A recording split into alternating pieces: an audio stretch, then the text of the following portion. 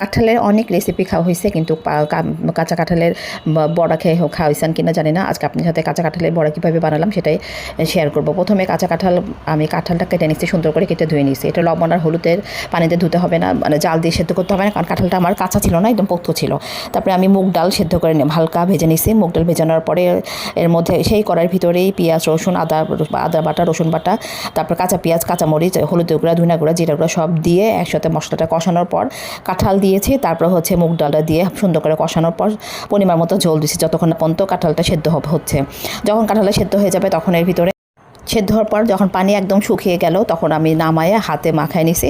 হাতে দেখবেন এমনিতে ভর্তা হয়ে সুন্দর করে ভর্তা হয়ে যাবে। তারপরে কর্নফ্লাওয়ার আর ময়দার পানিটা গোলায়া, মানে ওর ভিতরে চুবায়া, তারপর বিস্কুটের গুঁড়া করছিলাম, টোস্ট বিস্কুটের গুঁড়া এর ভিতরে গড়ায়া ডুবো তেলে ভেজে নিতে হবে। এত টেস্টি, এত মজা। আপনারা মানে বাসায় কোনো গেস্ট আসলে কাউকে খেতে দিলে কেউ বুঝবেই না যে এটা কাঁঠালের কাবাব। অবশ্যই বাসায় একবার হলে বানাবেন, বানিয়ে খেয়ে আমাকে কমেন্টসে জানাবেন, আর আমার চ্যানেলটা অবশ্যই সাবস্ক্রাইব করে দিয়ে পাশে থাকবেন।